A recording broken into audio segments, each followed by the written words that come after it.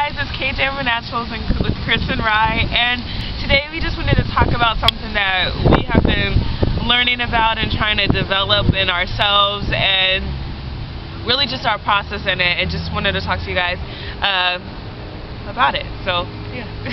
Okay, so we're talking about confidence, and basically this is something that's really important to us. And confidence is something that you always learn about from childhood, but we didn't really start to develop it until this past school year, especially concerning like physical appearance. Both of us have been kind of insecure about the way that we look.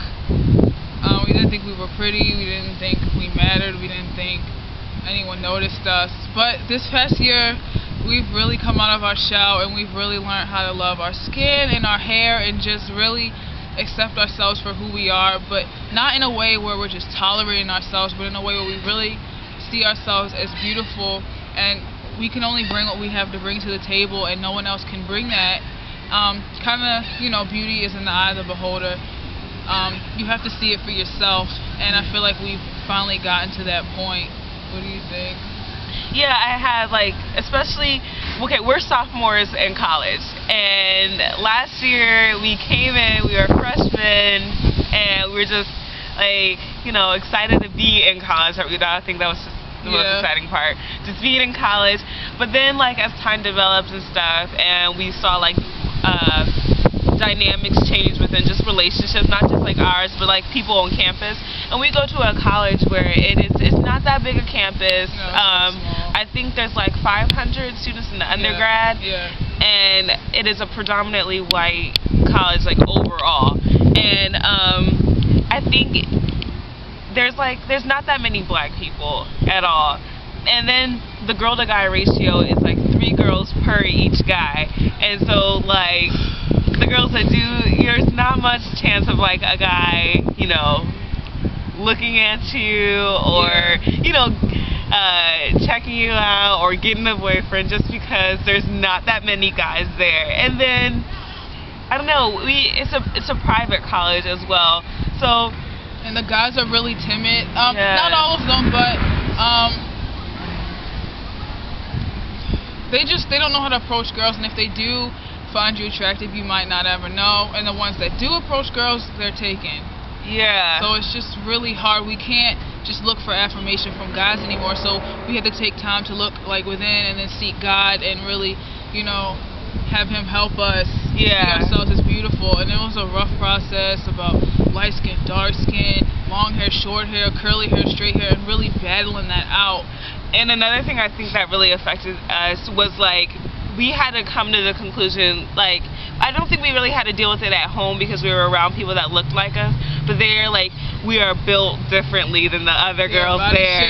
Shape. We were oh my gosh, we came from a place where we didn't even think about our curves before, or to being really insecure about them and being oh my gosh, if I just lose weight here, or if I could just hide this, or if I was only her size. And it was just really dramatic. But I think it's really great that we were put in that environment, because now we have come so much further in that way, and now we're not we still see that as beautiful, other girls and how they're shaped. There's not any less beautiful or any more beautiful than we are, but we are way more comfortable, and just realizing that people are different, and that's how God wanted it, but none is better than the other.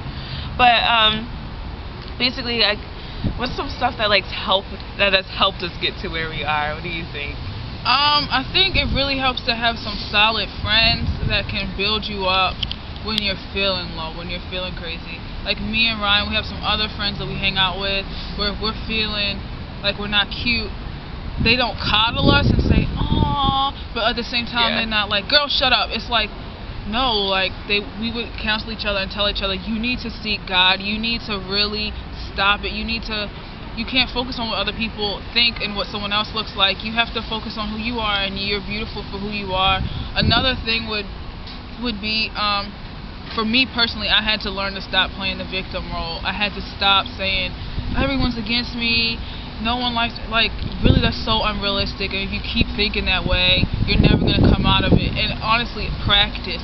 Like you practice anything else, looking in the mirror and really being okay, and point out what you like. I have beautiful brown skin, I have nice curly hair, I have curves and appreciating it, and then also realizing every guy doesn't like the same thing, just like every girl doesn't like the same thing. Right. Even me and Rod, like I really love my favorite. I prefer, even though I like everything. I like white guys with brown hair and brown eyes. I just love that. And she really likes Hispanic guys, and we're both. I mean, people might think that we look alike. Yeah. We have similar features, but we like totally different things, and guys are gonna like totally different things. At our school, we see a certain kind of, not everybody, but generally people like a certain kind of thing. But that doesn't mean there's not guys out there that aren't gonna think that girls with brown skin and curves and big curly hair are beautiful. We are beautiful, and just gotta love who you are. And I think another important thing that we really had to Kristen just mentioned it pretty much, but like words are so powerful, and like, you know, if you come, it may not even be that you came from like a background where people were constantly like down on you. You may have come from a very positive background, but like when you switch environments, like if you're used to being like guys saying like what's up or checking you out or I see it, and then you go from like having that and, you know, being annoyed at home about it because so many guys are like come here ma or whatever they say in your parts, but to an environment where that is not happening at all, you're used to that affirmation and then it's totally gone, so then automatically you think that is like something is wrong. That just goes to, you know, show you have to be, that just shows like how reliant we were on the affirmation of man, which is, I mean, you know, that's needed. We need to support each other, but like that shouldn't make or break you. You know what I'm saying?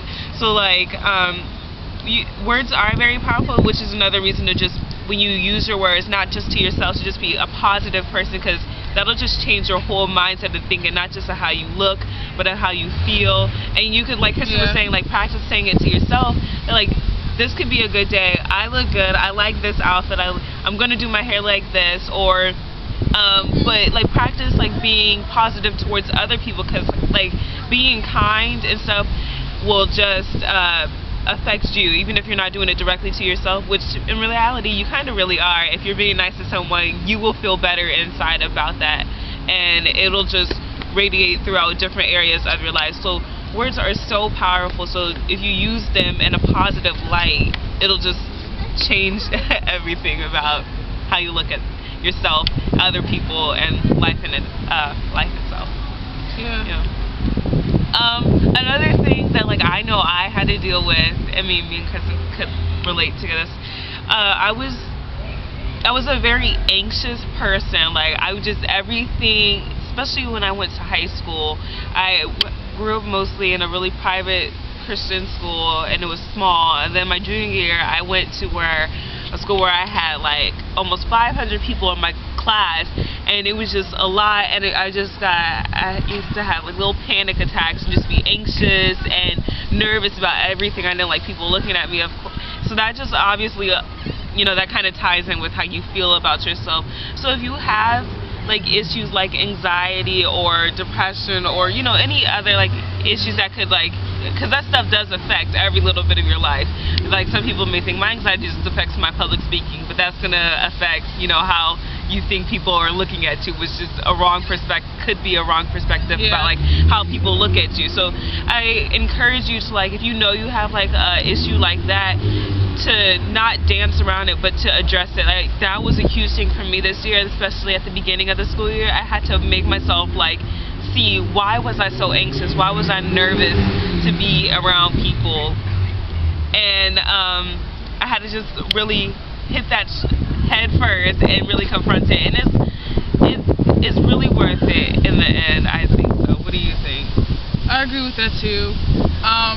Specifically as far as confidence and beauty goes, I really struggled with a skin issue, and I struggle with stereotypes towards black women, so much so that I still struggle with it. It's not completely resolved, but it's a lot better, where I just thought that every guy thought that black women were like the bottom of the totem pole, like we're like the worst, like no one wants us, and that's how I've always felt. And so going into a school where there's less of us, period, it added fuel to the flames. But really just recognizing that insecurity in me, that was my own projection. Everyone else doesn't think that. Some people are colorblind, and I'm working towards being that way. But I think another tip would be to recognize things that are your own insecurities and attack them head on, and don't let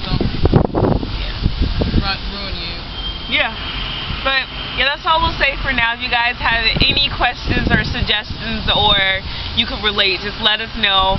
And yeah, we would love to talk. We could go on this for days. So really, ask us questions, make suggestions, and let us know if this helped you out or anything. We're really open to talk. So thank you guys for watching. Bye.